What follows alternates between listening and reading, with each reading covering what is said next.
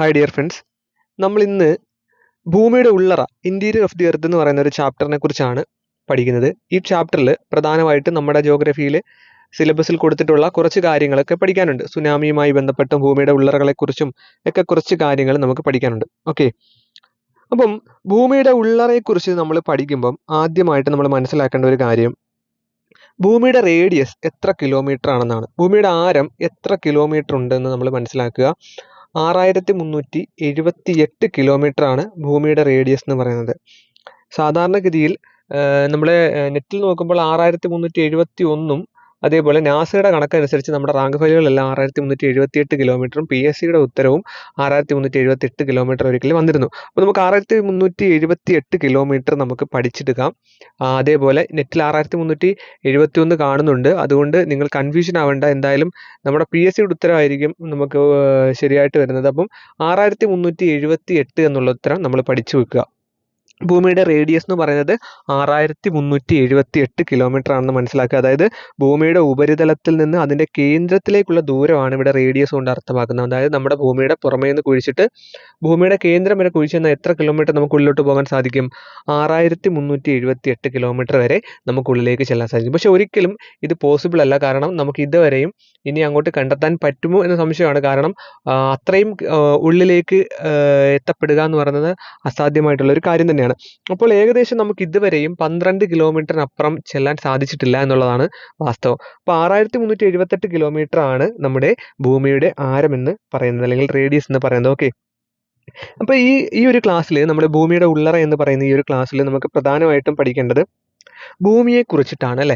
ഭൂമിയെക്കുറിച്ച്. അപ്പോൾ ഭൂമിയിൽ നടക്കുന്ന പ്രധാനപ്പെട്ട സംഭവ വികാസങ്ങൾ എന്തെല്ലാമാണ്, ആ സംഭവ വികാസങ്ങൾക്ക് കാരണം എന്താണ്, ഇതൊക്കെയാണ് നമ്മൾ ഈ ഒരു ക്ലാസ്സിൽ ചർച്ച ചെയ്യുന്നത്. നമുക്കറിയാം ഭൂമിയിൽ സുനാമി ഉണ്ടാവാറുണ്ട് അല്ലേ, ഉരുൾപൊട്ടലുണ്ട്. നമ്മുടെ വയനാട്ടിൽ ഉരുൾപൊട്ടൽ ഉണ്ടായിട്ടുണ്ട്. അങ്ങനെ പ്രകൃതിയിൽ എന്തെല്ലാം പ്രകൃതി ക്ഷോഭങ്ങൾ, ഒരുപാട് പ്രകൃതി ക്ഷോഭങ്ങൾ ഉണ്ടാകാറുണ്ട്. സുനാമി, വെള്ളപ്പൊക്കം, അതേപോലെ ഭൂകമ്പം, ഉരുൾപൊട്ടൽ, മണ്ണൊലിപ്പ്, അങ്ങനെ ഒരുപാട് പ്രകൃതി ക്ഷോഭങ്ങൾ ഭൂമിയിൽ ഉണ്ടാകാറുണ്ട്. ഇതിനെല്ലാം കാരണം നമ്മൾ എങ്ങനെ കണ്ടെത്തും, അല്ലെങ്കിൽ ഇത് എന്തുകൊണ്ടാണ് ഇങ്ങനെ ഒരു പ്രകൃതിക്ഷോഭം നടക്കുന്നത് എന്ന് നമുക്ക് എങ്ങനെ മനസ്സിലാക്കാൻ സാധിക്കും? അത് ഭൂമിയെക്കുറിച്ച് പഠിച്ചാലേ നമുക്ക് മനസ്സിലാക്കാൻ സാധിക്കും അല്ലേ. ഇപ്പോൾ നമുക്ക് നമ്മുടെ ഒരു കൂട്ടുകാരൻ്റെ മുഖത്ത് എന്താ പറയുക, അവന് വിഷമിച്ചിരിക്കുകയാണ്. അപ്പോൾ അവൻ്റെ വിഷമത്തിൻ്റെ കാരണം അറിയണമെങ്കിൽ എന്താണ്? അവൻ്റെ മനസ്സറിയണം അല്ലേ. അവൻ്റെ മനസ്സിൽ എന്താണെന്ന് അറിയണം. ഇപ്പോൾ നമ്മുടെ കൂട്ടുകാരോ ആരോ ആയിക്കോട്ടെ, അവരുടെ മനസ്സിൽ എന്താണെന്ന് അറിഞ്ഞാൽ മാത്രമേ അവരുടെ മുഖത്ത്, അവരുടെ ബാഹ്യരൂപത്തിൽ തെളിയുന്ന ഒരു പ്രത്യേകതകളുടെ കാരണം നമുക്ക് മനസ്സിലാകും. സന്തോഷമായിക്കോട്ടെ, ദുഃഖമായിക്കോട്ടെ, എന്താണെങ്കിൽ തന്നെയും അവരുടെ മനസ്സിൽ എന്താണ് എന്നറിഞ്ഞാലേ ആ സന്തോഷത്തിൻ്റെ കാരണമായാലും ആ ദുഃഖത്തിൻ്റെ കാരണമായാലും നമുക്ക് മനസ്സിലാക്കിയെടുക്കാൻ സാധിക്കുകയുള്ളൂ. അതുപോലെ തന്നെയാണ് പ്രകൃതിയിൽ സംഭവിക്കുന്ന ഓരോ പ്രശ്നങ്ങളുടെയും അല്ലെങ്കിൽ ഓരോ പ്രകൃതിക്ഷോഭങ്ങളുടെയും കാരണം അറിയണമെങ്കിൽ ആ ഭൂമിയുടെ അല്ലെങ്കിൽ ആ ഒരു ഭൂപ്രകൃതിയുടെ പ്രത്യേകതകൾ മനസ്സിലാക്കി. ഇത്തരത്തിൽ ഭൂമിയുടെ ഉള്ളറയെക്കുറിച്ച് പഠിക്കാൻ നമുക്ക് സഹായകമായ രണ്ട് സോഴ്സുകളാണ് നമ്മൾ പരിചയപ്പെടുന്നത്. അതിന് പ്രത്യക്ഷ സ്രോതസ്സുകളെന്നും പരോക്ഷ സ്രോതസ്സുകളെന്നും നമുക്ക് രണ്ടായിട്ട് തിരിക്കാം. Direct sources and indirect source. നമ്മുടെ ഭൂമിയുടെ ഉള്ളറയെക്കുറിച്ച് പഠിക്കാൻ സഹായിക്കുന്ന രണ്ട് സ്രോതസ്സുകളെ നമ്മൾ രണ്ടായിട്ട് തിരിച്ചു. പ്രത്യക്ഷ സ്രോതസ്സുകളെന്നും പരോക്ഷ സ്രോതസ്സുകളെന്നും. നമുക്കൊരു ക്വസ്റ്റ്യൻ ഇങ്ങനെ വരാം, അതായത് താഴെ പറയുന്നവയിൽ ഭൂമിയുടെ ഉള്ളറകളെക്കുറിച്ച് പഠിക്കാൻ നമുക്ക് സഹായകമായ പ്രത്യക്ഷ സ്രോതസ്സുകളിൽ വരാത്തത് ഏത്, അല്ലെങ്കിൽ അതേപോലെ തന്നെ പരോക്ഷ സ്രോതസ്സുകളിൽ വരാത്തത് ഏത്, എന്നിങ്ങനെ വേണമെങ്കിൽ നമുക്കൊരു ക്വസ്റ്റ്യൻ വരാം. അപ്പോൾ പ്രത്യക്ഷ സ്രോതസ്സുകൾ ഏതെല്ലാമാണെന്നും പരോക്ഷ സ്രോതസ്സുകൾ ഏതെല്ലാമാണെന്നും നമ്മൾ കൃത്യമായിട്ട് പഠിച്ചിരിക്കണം. ഓക്കെ, അപ്പോൾ പ്രത്യക്ഷ സ്രോതസ്സുകൾ എന്തെല്ലാമാണെന്ന് നോക്കാം. ഉപരിതല ശിലകളും അഗ്നിപർവ്വത സ്ഫോടനങ്ങളും. ഇപ്പം രണ്ട് പ്രധാനപ്പെട്ട സ്രോതസ്സുകളാണ്. അതായത് ഭൂമിയുടെ ഉള്ളറയെക്കുറിച്ച് നമുക്ക് മനസ്സിലാക്കാൻ സഹായിക്കുന്ന രണ്ട് പ്രധാനപ്പെട്ട കാര്യങ്ങളാണ്. ഒന്ന് ഉപരിതല ശിലകളും അതുപോലെ അഗ്നിപർവ്വത സ്ഫോടനങ്ങളും. ഇത് രണ്ടും എന്താണ്? പ്രത്യക്ഷ സ്രോതസ്സുകളാണ്. പ്രത്യക്ഷ സ്രോതസ്സുകൾ എന്ന് പറഞ്ഞാൽ എന്താണ്? നമുക്കറിയാം, പ്രത്യക്ഷത്തിൽ നമുക്ക് കാണാൻ സാധിക്കുന്നതാണ് അല്ലെ. ഉപരിതല ശിലകളും, അതായത് ഈ ഖനന പ്രദേശങ്ങളിൽ നിന്നൊക്കെ ലഭിക്കുന്ന ഉപരിതല ശിലകൾ എന്ന് പറയുന്നത് ഇപ്പം ഖനികളിൽ നിന്നും കുഴിച്ചെടുത്തിട്ടുള്ള മാർബിളുകൾ, അതേപോലെ ഗ്രാനൈറ്റ് അല്ലേ, അതേപോലെ സ്വർണ്ണങ്ങളുണ്ട്, രത്നങ്ങൾ, അങ്ങനെയുള്ള വിലപിടിപ്പുള്ള കല്ലുകൾ, മുത്തുകൾ, പവിഴങ്ങൾ, ഇങ്ങനെയുള്ള കാര്യങ്ങളൊക്കെ നമുക്ക് ഭൂമിയുടെ ഉള്ളറയെക്കുറിച്ച് പഠിക്കാൻ സഹായകമായിട്ടുള്ള പ്രത്യക്ഷ സ്രോതസ്സുകളാണ്. അതുപോലെ അഗ്നിപർവ്വത സ്ഫോടനങ്ങൾ. അഗ്നിപർവ്വത സ്ഫോടനങ്ങൾ വഴി നമുക്ക് ലഭിക്കുന്ന ലാവ, ആ ലാവയിൽ നിന്നും നമ്മുടെ ഭൂമിയുടെ ഉള്ളറയെക്കുറിച്ച് പഠിക്കാൻ, ഭൂമിയിൽ എത്രത്തോളം ചൂട് കാണും, ഭൂമിയുടെ ഉള്ളറയിലെ കോറിലെയും മാന്റിലെയും ചൂട് മനസ്സിലാക്കാനും എത്രത്തോളം ഡിഗ്രി സെൽഷ്യസ് ആണ് എന്നൊക്കെ നമുക്ക് മനസ്സിലാക്കാൻ സഹായിക്കുന്ന എന്താണ് ഈ പറയുന്ന അഗ്നിപർവ്വത സ്ഫോടനങ്ങളിലൂടെ വെന്റിലും വഴി വരുന്ന ഈ മാഗ്മയിലൊക്കെ നമുക്ക് എന്ത് മനസ്സിലാക്കാൻ സാധിക്കും? ഈ ഭൂമിയുടെ ഉള്ളറയെക്കുറിച്ചും അതിൻ്റെ കാര്യങ്ങളെക്കുറിച്ചും ഡീറ്റെയിൽ ആയിട്ട് നമുക്ക് മനസ്സിലാക്കിയെടുക്കാൻ സാധിക്കുന്ന ഒന്നാണ്. ഓക്കെ, ഇനി രണ്ടാമത്തെ നോക്കിയ പരോക്ഷ സ്രോതസ്സുകൾ. പരോക്ഷ സ്രോതസ്സുകളിൽ നമുക്ക് പഠിക്കാനുള്ളത് താപം, സാന്ദ്രത, മർദ്ദം. നമ്മുടെ ഭൂമിയുടെ ഉള്ളിലോട്ട് പോകും തോറും എന്ത് കൂടി വരുന്നു? താപം കൂടി വരുന്നു, സാന്ദ്രത, മർദ്ദം, പ്രഷറൊക്കെ കൂടി വരികയാണ് അല്ലേ? അപ്പൊ ഇങ്ങനെ ഈ താപത്തിലും മർദ്ദത്തിലും സാന്ദ്രതയിലും അവയിലുണ്ടാകുന്ന മാറ്റങ്ങളുടെ നിരക്ക് കണ്ടെത്താൻ നമുക്ക് സാധിച്ചു. ഭൂമിയുടെ ഓരോ ഭാഗങ്ങളിലെയും താപത്തിന്റെയും സാന്ദ്രതയും മർദ്ദത്തിന്റെയും കണക്കനുസരിച്ചുകൊണ്ട് ആ ഒരു ഭൂമിശാസ്ത്രപരമായിട്ടുള്ള പ്രത്യേകതകളെ മനസ്സിലാക്കാൻ സഹായിക്കുന്നതാണ് ഈ പരോക്ഷ സ്രോതസ്സുകൾ. ഈ മൂന്നെണ്ണം. ഉൽക്കകൾ ഒരു പരോക്ഷ സ്രോതസ്സാണെന്ന് മനസ്സിലാക്കുക.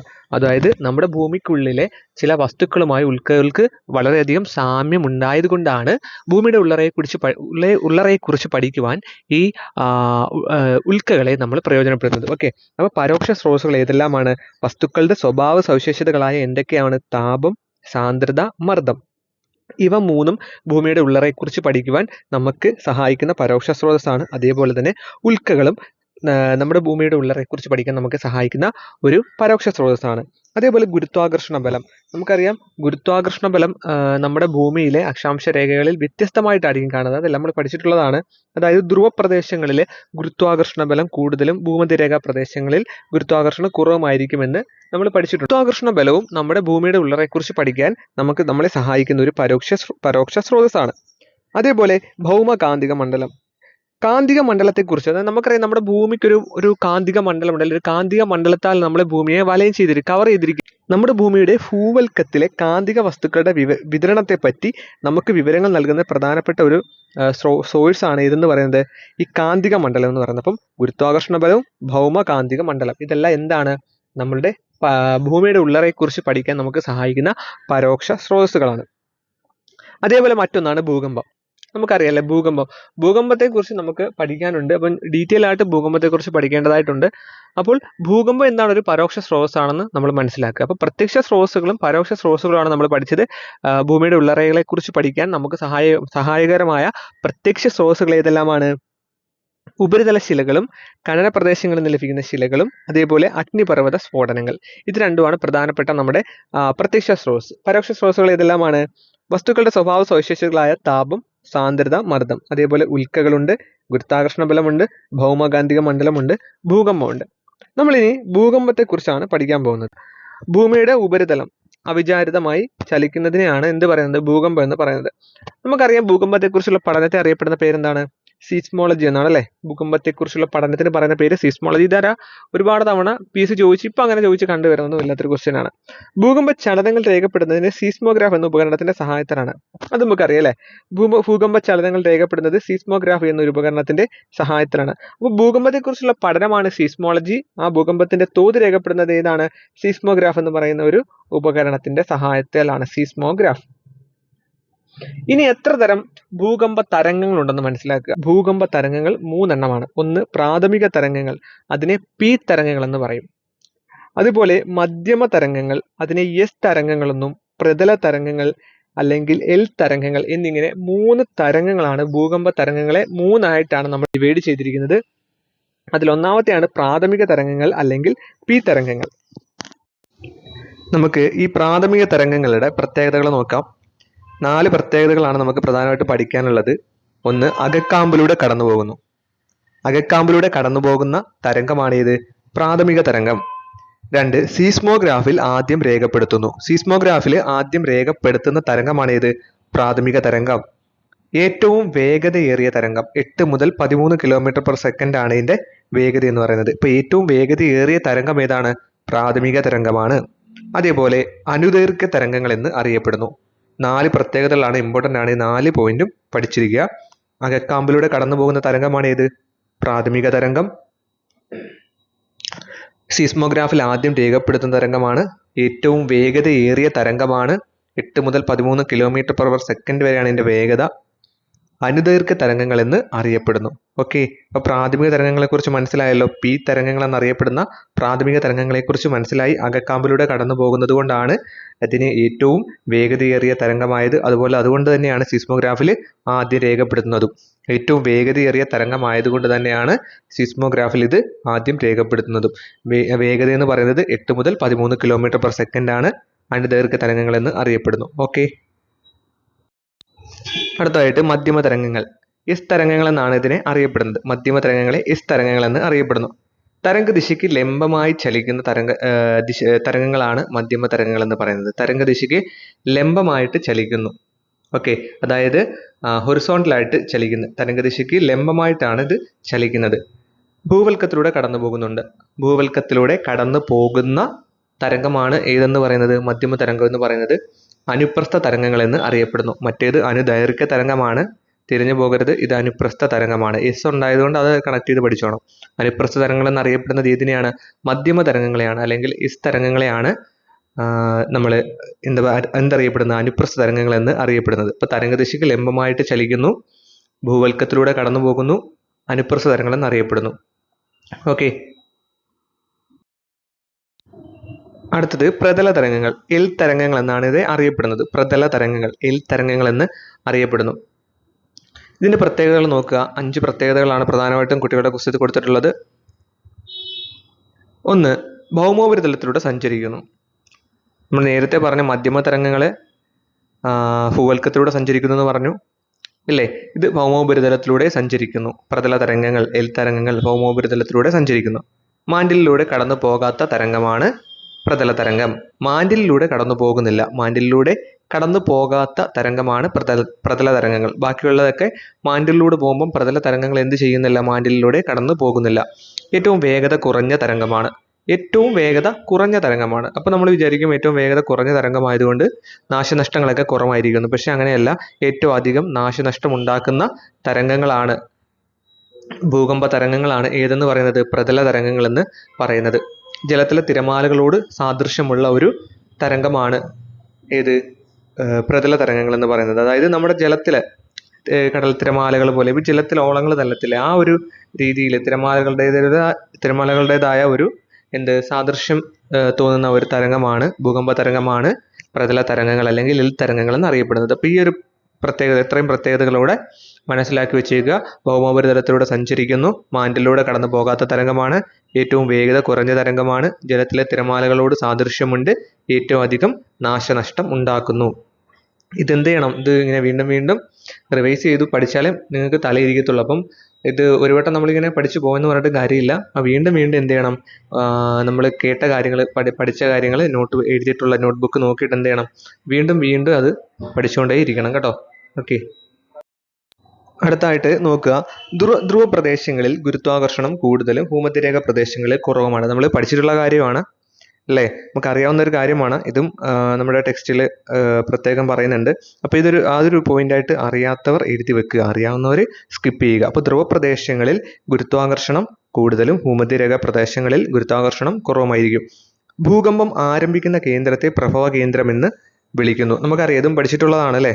ഭൂകമ്പം ആരംഭിക്കുന്ന കേന്ദ്രത്തെ എന്തറിയപ്പെടുന്നു? പ്രഭവ കേന്ദ്രം അല്ലെങ്കിൽ ഹൈപ്പോ സെന്റർ എന്ന് അറിയപ്പെടുന്നു. ഹൈപ്പോ സെന്റർ അല്ലെങ്കിൽ പ്രഭവ കേന്ദ്രം. പ്രഭവ കേന്ദ്രത്തിന് തൊട്ട് മുകളിലുള്ള ഭാഗത്തെയാണ് എപ്പി സെന്റർ എന്ന് വിളിക്കുന്നത്. അതും നോട്ട് ചെയ്യുക. പ്രഭവ കേന്ദ്രത്തിന് തൊട്ട് മുകളിലുള്ള ഭാഗത്തെ എന്ത് വിളിക്കുന്നു? എപ്പി സെന്റർ എന്ന് വിളിക്കുന്നു. നമുക്കറിയാം, നമ്മൾ നേരത്തെ പഠിച്ചിട്ടുള്ളതാണ്. എന്തെങ്കിലും ചില സമയത്ത് എന്ത് ചെയ്യുന്നില്ല, നമുക്കത് ഓർമ്മ വരത്തില്ല, അല്ലെങ്കിൽ കുറേ നാളൊരു ഗ്യാപ്പ് വരുമ്പോഴത്തേക്കും നമ്മളത് എന്താ മറന്നുപോയി. ചെറിയ സിമ്പിളായിട്ട് നമ്മൾ വിചാരിക്കുന്ന ചെറിയ കാര്യങ്ങൾ വരെ എന്താണ് നമ്മൾ ചിലപ്പം മറന്നു പോകാറുണ്ട് പരീക്ഷയ്ക്ക് ഇരിക്കുന്ന സമയത്ത്. അപ്പോൾ അത് എന്ത് ചെയ്യുക? അത് വീണ്ടും വീണ്ടും നമ്മൾ റിവൈസ് ചെയ്യുമ്പോൾ നമുക്കത് കിട്ടും. പ്രഭവ കേന്ദ്രത്തിന് മുകളിലുള്ള ഭാഗത്തെ എന്ത് വിളിക്കാം? എപ്പി സെന്റർ എന്ന് അറിയപ്പെടുന്നു. ഹൈപ്പോ സെന്റർ, പ്രഭവ കേന്ദ്രം എന്നൊക്കെ പറയുന്നത് എന്താണ്? ഭൂകമ്പം ആരംഭിക്കുന്ന കേന്ദ്രമാണ്. ഓക്കെ, ഇപ്പോൾ നമ്മൾ പ്രൈമറി വേവ്സിനെ കുറിച്ചും സെക്കൻഡറി വേവ്സിനെ കുറിച്ചും അതേപോലെ സർഫസ് വേവ്സിനെ കുറിച്ചും അല്ലേ?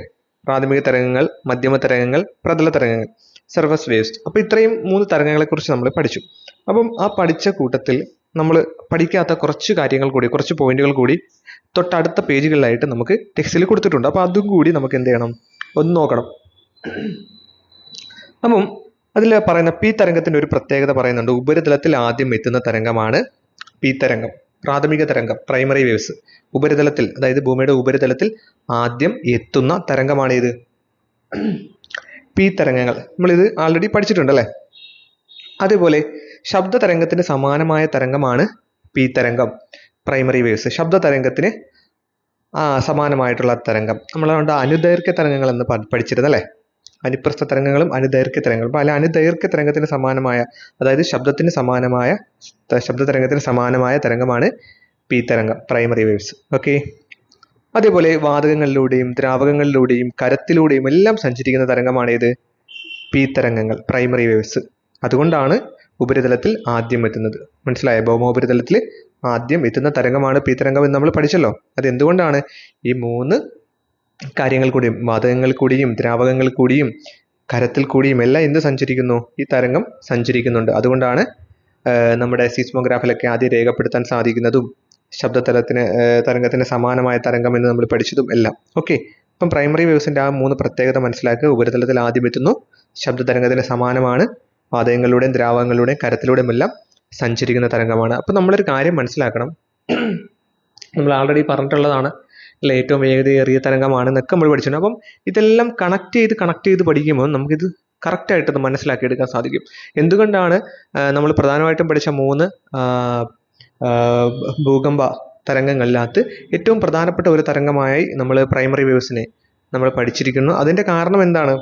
ഈ പ്രധാനപ്പെട്ട ഈ കാര്യങ്ങളെല്ലാം പഠിക്കുമ്പോൾ നമുക്ക് എന്തുകൊണ്ടാണ് അത്രയും പ്രാധാന്യം ആ ഒരു തരംഗത്തിനുള്ളതെന്ന് മനസ്സിലാക്കാൻ സാധിക്കും. വാതകങ്ങളിലൂടെയും ദ്രാവകങ്ങളിലൂടെയും കരത്തിലൂടെയും എല്ലാം സഞ്ചരിക്കുന്നതുകൊണ്ടാണ് അത് ആദ്യം എത്തുന്നതും ശബ്ദതരംഗത്തിന് സമാനമായ തരംഗമായതുമെല്ലാം എന്ന് നമുക്ക് മനസ്സിലാക്കിയെടുക്കാൻ പറ്റും.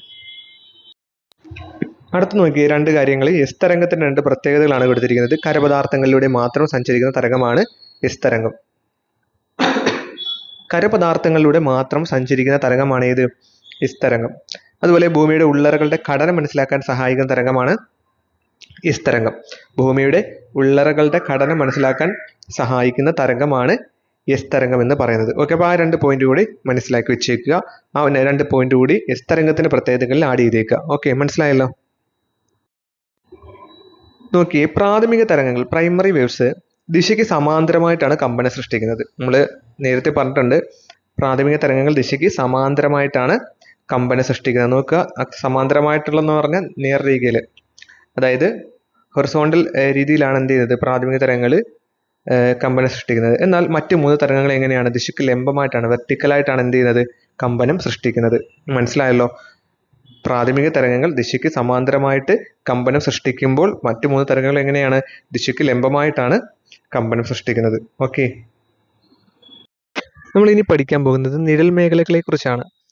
എന്താണ് നിഴൽ മേഖല എന്ന് മനസ്സിലാക്കുക. അതായത് ഭൂകമ്പ തരംഗങ്ങൾ സീസ്മോഗ്രാഫിൽ ചില പ്രദേശങ്ങളിൽ, ചില ഭാഗങ്ങളിൽ ഭൂകമ്പ തരംഗങ്ങൾ രേഖപ്പെടുത്താറില്ല. ഇത്തരം പ്രദേശങ്ങളെയാണ് നമ്മൾ എന്ത് വിളിക്കുന്നത്? നിഴൽ മേഖല എന്ന് വിളിക്കുന്നത്. ചിത്രത്തിൽ നോക്കിയേ, 2 നിഴൽ മേഖലകൾ കൊടുത്തിട്ടുണ്ട്. അതായത് പി തരംഗത്തിന്റെ നിഴൽ മേഖലയും എസ് തരംഗത്തിന്റെ നിഴൽ മേഖലയും കൊടുത്തിട്ടുണ്ട്. മനസ്സിലാക്കുക, ഭൂകമ്പ തരംഗങ്ങൾ രേഖപ്പെടുത്താത്ത ചില പ്രദേശങ്ങൾ, ചില ഭാഗങ്ങളുണ്ട്. അവയാണ് നമ്മൾ നിഴൽ മേഖല എന്ന് വിളിക്കുന്നത്. ഇവിടെ 2 ചിത്രങ്ങൾ കൊടുത്തിട്ടുണ്ട്. ആ ചിത്രത്തിൽ ഒന്ന് പി തരംഗത്തിന്റെ നിഴൽ മേഖലയും 2 എസ് തരംഗത്തിന്റെ നിഴൽ മേഖലയുമാണ്. ഇവിടെ പി തരംഗത്തിന്റെ നിഴൽ മേഖല എടുത്തു കഴിഞ്ഞാൽ അതിന്റെ അതികേന്ദ്രത്തിൽ നിന്ന്, ഏറ്റവും ടോപ്പിലുള്ള ആ വൃത്തം കണ്ടോ, അവിടെയാണ് അതികേന്ദ്രത്തിൽ നിന്ന് 105 ഡിഗ്രി വരെ 2 സൈഡിലേക്കും എന്തെത്തുന്നുണ്ട്? ഭൂതരംഗം എത്തുന്നുണ്ട്. അപ്പം പി തരംഗ നിഴൽ മേഖലയുടെ അതികേന്ദ്രത്തിൽ നിന്നും 2 സൈഡിലേക്കും 105 ഡിഗ്രി വരെ എന്തെത്തുന്നുണ്ട്? ഈ തരംഗം നേരിട്ട് എത്തുന്നുണ്ട്, തരംഗങ്ങൾ നേരിട്ട് എത്തുന്നുണ്ട്. അതേപോലെ കാമ്പിൽ കൂടി 145 ഡിഗ്രി വരെയും എന്ത് ചെയ്യുന്നു? പി തരംഗങ്ങൾ നേരിട്ടെത്തുന്നുണ്ട്. എന്നാൽ ഈ 105 ഡിഗ്രിക്കും 145 ഡിഗ്രിക്കും ഇടയിൽ എന്ത് ചെയ്യുന്നില്ല? പി തരംഗങ്ങൾ എത്തുന്നില്ല. നമ്മൾ പി തരംഗത്തിൻ്റെ നിഴൽമേഖല മാത്രം നോക്കുക. പി തരംഗത്തിൻ്റെ അതികേന്ദ്രത്തിൽ നിന്ന് 105 ഡിഗ്രി വരെ കോണീയ അകലത്തിൽ എന്തുണ്ട്? തരംഗങ്ങൾ എത്തുന്നുണ്ട്. അതായത് സീസ്മോഗ്രാഫുകൾ ആ 105 ഡിഗ്രികൾക്കടുത്ത് സീസ്മോഗ്രാഫുകൾ സ്ഥാപിച്ചു കഴിഞ്ഞാൽ എന്ത് കിട്ടുന്നുണ്ട്? തരംഗങ്ങൾ രേഖപ്പെടുത്തുന്നുണ്ട്.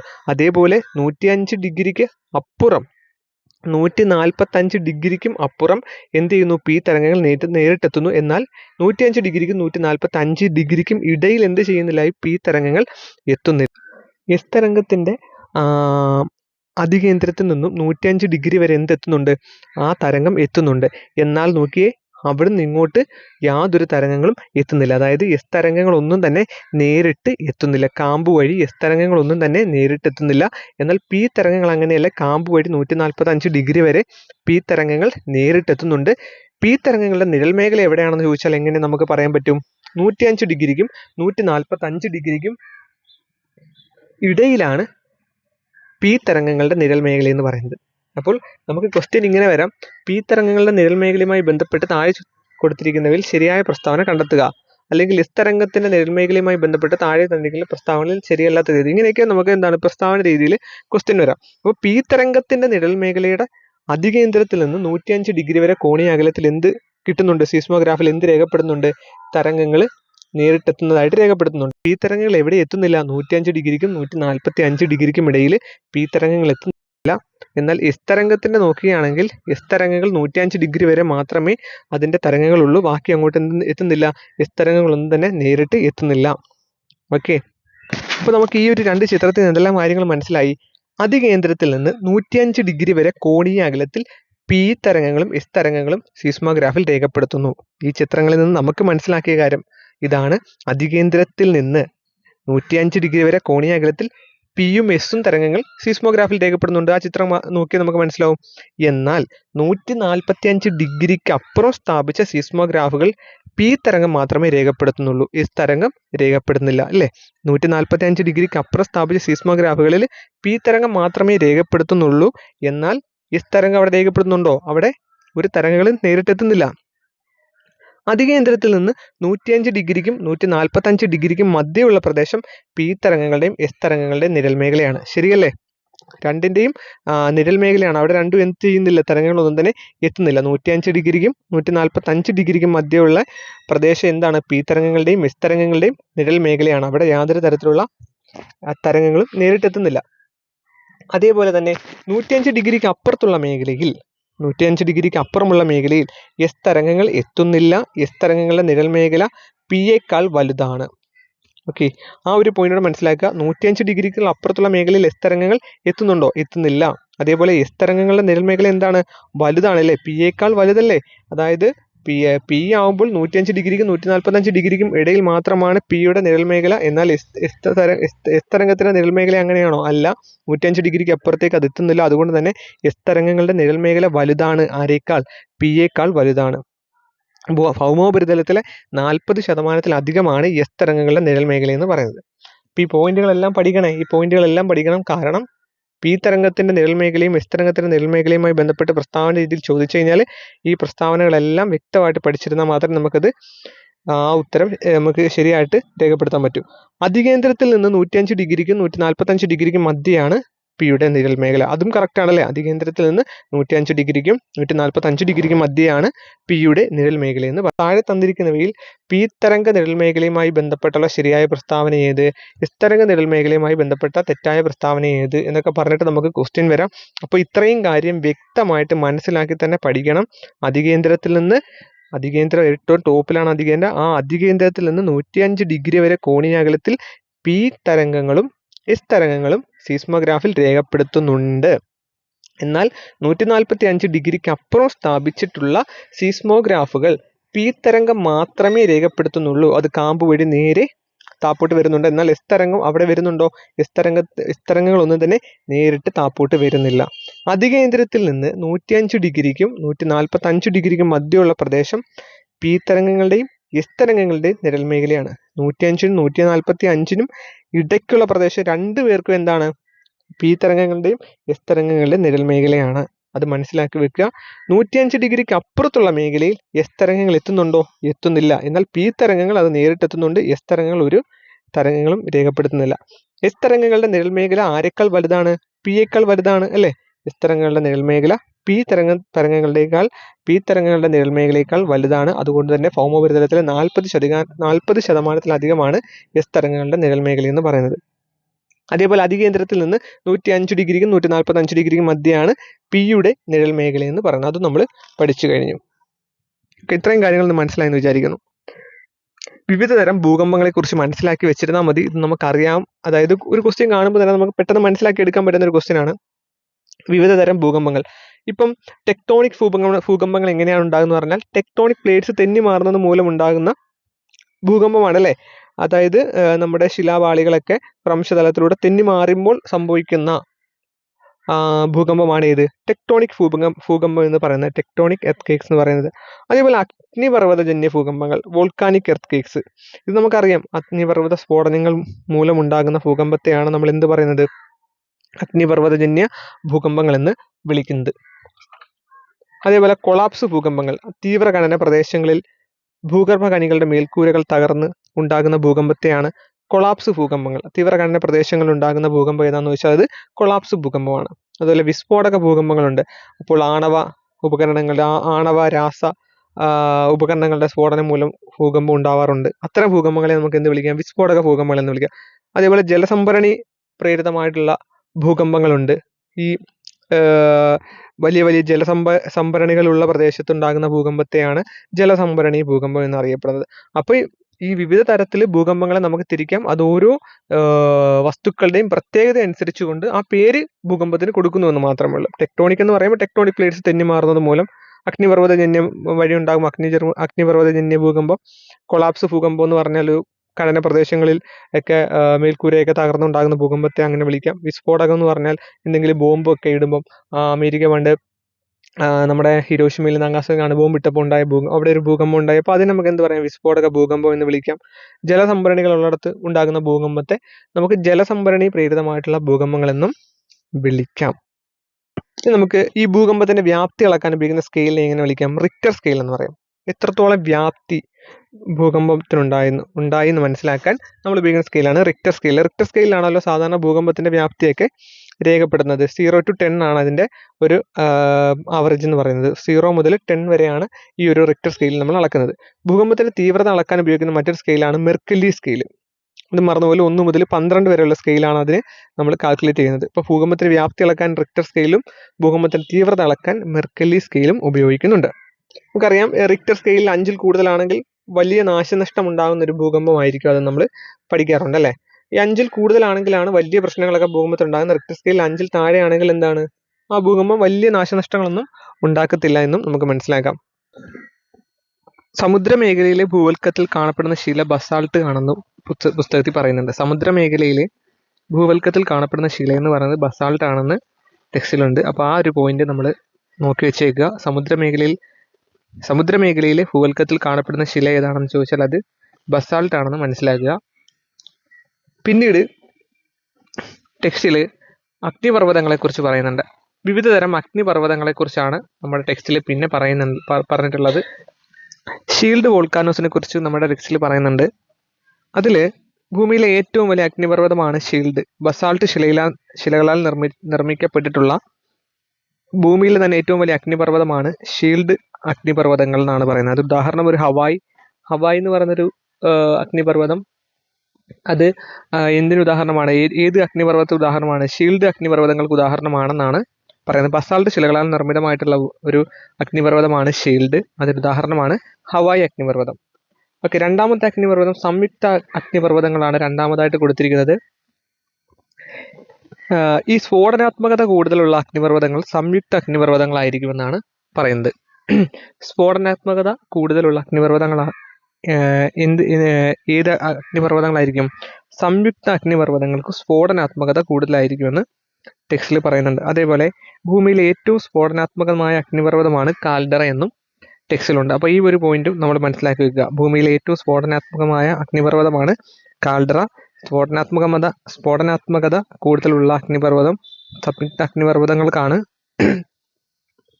അഗ്നിപർവ്വതങ്ങൾക്കാണ് സ്ഫോടനാത്മകത കൂടുതലുള്ളത്. അതേപോലെ ഭൂമിയിലെ ഏറ്റവും വലിയ അഗ്നിപർവ്വതമാണ് ഷീൽഡ് അഗ്നിപർവ്വതങ്ങൾ. അത് ഉദാഹരണമാണ് ഹവായ്. അഗ്നിപർവ്വത ഭൂരൂപങ്ങളെക്കുറിച്ചാണ് നമുക്ക് പഠിക്കാനുള്ളത്. അതിൽ ആഗ്നേയശിലകളെ രണ്ടായിട്ട് തിരിക്കാമെന്ന് പറയുന്നുണ്ട്. ആഗ്നേയശിലകൾ നമുക്കറിയാം ഇഗ്നിയസ് റോക്സ് അല്ലെ. അഗ്നിപർവ്വതങ്ങൾ പൊട്ടിത്തെറിക്കുമ്പോൾ പുറത്തേക്ക് വീഴുന്ന ലാവ തണുത്തിട്ടുണ്ടാകുന്ന ഒരു ശിലകളാണ്. ആ ആഗ്നേയശിലകളെ രണ്ടായിട്ട് തരംതിരിക്കുന്നുണ്ട്. അഗ്നിപർവ്വത ജന്യശിലകളെന്നും പാതാള ശിലകളെന്നും രണ്ടായിട്ട് തരംതിരിക്കുന്നുണ്ട്. വോൾക്കാനിക് റോക്സ് എന്നും പ്ലൂട്ടോണിക് റോക്സ് എന്നും ആഗ്നേയശിലകളെ രണ്ടായിട്ട് തിരിക്കുന്നുണ്ട്. അഗ്നിപർവ്വത ജന്യശിലകൾ എന്ന് പറഞ്ഞാൽ ലാവ ഭൂമിയുടെ ഉപരിതലത്തിൽ വെച്ച് തണുത്തുറഞ്ഞുണ്ടാകുന്ന ശിലകളെയാണ് അഗ്നിപർവ്വത ജന്യശിലകൾ എന്ന് പറയുന്നത്. ലാവ, അതായത് അഗ്നിപർവ്വതങ്ങൾ പൊട്ടിത്തെറിക്കുമ്പോൾ പുറത്തേക്ക് ഒഴുകുന്ന ഈ ലാവ ഭൂമിയുടെ ഉപരിതലത്തിൽ വെച്ച് തണുത്തുറഞ്ഞുണ്ടാകുന്ന ശിലകളെ എന്ത് വിളിക്കാം? അഗ്നിപർവ്വത ജന്യശിലകൾ എന്ന് വിളിക്കാം. പാതാള ശിലകൾ എന്ന് പറഞ്ഞാൽ ലാവ ഉപരിതലത്തിൽ എത്തും മുമ്പ് തന്നെ ഭൂവൽക്കത്തിനകത്ത് വെച്ച് തന്നെ എന്ത് ചെയ്യുന്നു? തണുത്തുറഞ്ഞുണ്ടാകുന്ന ശിലകളെയാണ് പാതാള ശിലകൾ എന്ന് പറയുന്നത്. ആ പേരിൽ തന്നെ ഉണ്ടല്ലേ, പ്ലൂട്ടോണിക് റോക്സ്. അതായത് ലാവ എന്ത് ചെയ്യുന്നില്ല? വെളിയിലേക്ക് വരുന്നില്ല. അത് ഭൂമിയുടെ ഉപരിതലത്തിൽ എത്തും മുമ്പ് തന്നെ ഭൂവൽക്കത്തിനകത്ത് വെച്ച് തന്നെ എന്ത് ചെയ്യുന്നു? തണുത്തുറഞ്ഞുണ്ടാകുന്ന ശിലകളെയാണ് പാതാള ശിലകൾ എന്ന് വിളിക്കുന്നത്. എന്നാൽ അഗ്നിപർവ്വതജന്യ ശിലകൾ എന്ന് പറഞ്ഞാൽ എന്താണ്? ലാവ ഭൂമിയുടെ ഉപരിതലത്തിൽ വെച്ച് തണുത്തുറഞ്ഞുണ്ടാകുന്ന ശിലകളെ നമുക്ക് എന്ത് വിളിക്കാം? അഗ്നിപർവ്വതജന്യ ശിലകൾ എന്ന് വിളിക്കാം. ഇങ്ങനെ ഭൂവൽക്കത്തിനകത്ത് വെച്ച് തണുത്തുറയുന്ന ലാവ വ്യത്യസ്ത രൂപങ്ങൾ കൈക്കൊള്ളുന്നുണ്ട്. ഈ രൂപങ്ങളെ ആന്തരേയ ആഗ്നേയ രൂപങ്ങൾ എന്ന് വിളിക്കും. എന്നാൽ ലാവ ഉപരിതലത്തിൽ എത്തും മുമ്പ് തന്നെ ഭൂവൽക്കത്തിനകത്ത് വെച്ച് തന്നെ തണുത്തുറഞ്ഞുണ്ടാകുന്ന ശിലകളെയാണ് പാതാള ശിലകൾ എന്നും വിളിക്കുന്നത്. ഈ രണ്ട് കാര്യങ്ങൾ മനസ്സിലായി. അഗ്നിപർവ്വതജന്യ ശിലകളെന്നും പാതാള ശിലകളെന്നും. ആഗ്നേയ ശിലകളെ രണ്ടായിട്ട് തിരിക്കുന്നു. ലാവ ഭൂമിയുടെ ഉപരിതലത്തിൽ വെച്ച് തണുത്തുറഞ്ഞ് ഭൂവൽക്കത്തിനകത്ത് വെച്ച് തന്നെ തണുത്തുറഞ്ഞ് ലാവ വ്യത്യസ്ത രൂപങ്ങൾ കൈക്കൊള്ളുന്നുണ്ട്. ഈ രൂപങ്ങളെ ആന്തരേയ ആഗ്നേയ രൂപങ്ങൾ എന്നും വിളിക്കുന്നു. അതായത് അകത്ത് വെച്ച് ആയതുകൊണ്ട് അതിനെ എന്ത് വിളിക്കുന്നു? ആന്തരേയ ആഗ്നേയ രൂപങ്ങൾ എന്ന് പറയുന്നുണ്ട്. അതിന് ഉദാഹരണം ഏതൊക്കെയാണെന്ന് നമ്മൾ പഠിച്ചിരിക്കണം. ആന്തരേയ ആഗ്നേയ രൂപങ്ങൾക്ക് ഉദാഹരണം ഏതെന്ന് വേണമെങ്കിൽ നമുക്കൊരു ക്വസ്റ്റ്യൻ വരാം. അപ്പോൾ ആ ഒരു കാര്യം നിങ്ങൾ മറന്നു പോകരുത്. ആന്തരേയ ആഗ്നേയ രൂപങ്ങൾക്ക് ഉദാഹരണങ്ങളെയാണ് ബാത്തോലിത്തുകൾ, ലാക്കോലിത്തുകൾ, ലാപ്പോലിത്തുകൾ, ഫാക്കോലിത്തുകൾ, സില്ലുകൾ, ഡൈക്കുകൾ. ഇത് ഇത്രയും എന്താണ്? ആന്തരേയ ആഗ്നേയ രൂപങ്ങൾക്ക് ഉദാഹരണമാണ്. നമുക്ക് ഇതിന്റെ ആകൃതി കൂടെ പഠിക്കേണ്ടതായിട്ടുണ്ട്. അതായത് നമ്മൾ പറഞ്ഞു ആന്തര ആഗ്നേയ രൂപങ്ങൾ ഉദാഹരണമാണ് ബാത്തോലിത്തുകളും, ലാക്കോലിത്തുകളും, ലാപ്പോലിത്തുകളും, ഫക്കോലിത്തുകളും, സിൽസും, ഡൈക്സും. ഇതിന് കുറച്ച് ആകൃതി ഉള്ളതും അതുകൂടെ നമുക്കൊന്ന് നോക്കി വെച്ചേക്കാം. താഴികക്കുടങ്ങളുടെ ആകൃതിയിലുള്ള ആന്തര ആഗ്നേയ രൂപമാണ് ലാക്കോലിത്ത്. മറന്നു പോകരുത്. ചിലപ്പോൾ ചോദിക്കാൻ സാധ്യതയുണ്ട്. താഴികക്കുടങ്ങളുടെ ആകൃതിയിലുള്ള ആന്തര ആഗ്നേയ രൂപത്തിന് ഉദാഹരണമാണ് ലാക്കോലിത്ത്. അതേപോലെ തളികയുടെ ആകൃതിയിലുള്ളത് ലാപ്പോലിത്താണ്. തളികയുടെ ആകൃതിയിലുള്ള ആന്തര ആഗ്നേയ രൂപത്തിന് ഉദാഹരണം ഇതാണ്, ലാപ്പോലിത്താണ്. തിരശ്ചീനമായ തലത്തിൽ നിലനിൽക്കുന്ന തരത്തിലുള്ള ആഗ്നേയ രൂപമാണ് സിൽസ്. അതായത് ഷീറ്റുകൾ എന്ന് പറയും. സിൽസ് തിരശ്ചീനമായ തലത്തിൽ നിൽക്കുന്ന ആന്തര ആഗ്നേയ രൂപമാണ് ഇത് സിൽസ്. ഭിത്തികൾക്ക് സമാനമായ ആകൃതിയുള്ളത് ഏതാണ്? ഡൈക്സ് എന്ന് മനസ്സിലാക്കുക. ഭിത്തികൾക്ക് സമാനമായത് ഡൈക്സ് ആണ്. അതായത് ഭിത്തികൾക്ക് സമാനമായ രീതിയിലുള്ള ആന്തര ആഗ്നേയ ശിലകൾക്ക് ഉദാഹരണമാണ് ഇത് ഡൈക്സ്. ഇതിനെല്ലാം നമ്മൾ പൊതുവെ ഒരു കാര്യം മനസ്സിലാക്കുക. ആന്തരേയ ആഗ്നേയ ശിലകൾ എന്ന് പറഞ്ഞാൽ അത് ആഗ്നേയ ശിലകളാണെന്നും ഒരു പൊതുവായിട്ടുള്ള ഒരു കോമൺ സെൻസ് നമുക്കുണ്ടായിരിക്കണം. ആഗ്നേയ ശിലകളിൽ നിന്നാണ് ആന്തരേയ ആഗ്നേയ ശിലകൾ ഉണ്ടാകുന്നത്. പാതാള ശിലകളായാലും അഗ്നിപർവ്വതജന്യ ശിലകളെല്ലാം ഇതെല്ലാം എന്താണ്? അത് ആഗ്നേയ ശിലകളാണ്, ഇഗ്നിയസ് റോക്സ് ആണ്. അതിൽ നിന്നും രൂപാന്തരം കൊള്ളുന്നത്, അതായത് നമ്മുടെ പാതാള ശിലകളിൽ നിന്നും രൂപം കൊണ്ടിട്ടുള്ള ഒരു ശില രൂപങ്ങളാണ് ഏത്? ആന്തര ആഗ്നേയ രൂപങ്ങൾ. അപ്പോൾ പൊതുവെ ബാത്തോലിത്തുകൾ എന്ന് പറഞ്ഞാൽ എന്താണ്? അത് ആഗ്നേയ ശിലകൾക്ക് ഉദാഹരണമാണ്. ലാക്കോലിത്തുകളും, ലാപ്പോലിത്തുകളും, ഫക്കോലിത്തുകളും, സില്ലുകളും, ഡൈക്കുകളും എല്ലാം എന്തിന് ഉദാഹരണമാണ്? ഇഗ്നിയസ് റോക്സ് അല്ലെങ്കിൽ ആഗ്നേയ ശിലകൾക്ക് ഉദാഹരണമാണെന്ന് നമ്മൾ മനസ്സിലാക്കുക. അതിന്റെ ഓരോ ആകൃതിയാണ് നമ്മൾ പറഞ്ഞത്. താഴികക്കുടങ്ങളുടെ ആകൃതിയിലുള്ളത് ഏതാണ്? ലാക്കോലിത്ത്. തളികയുടെ ആകൃതിയിലുള്ളത് ലാപ്പോലിത്ത്. തിരശ്ചീനമായ തലത്തിൽ നിലനിൽക്കുന്നത് സിൽസ്. ഭിത്തികൾക്ക് സമാനമായത് ഡൈക്സ്. ഇത്രയും മനസ്സിലാക്കുക.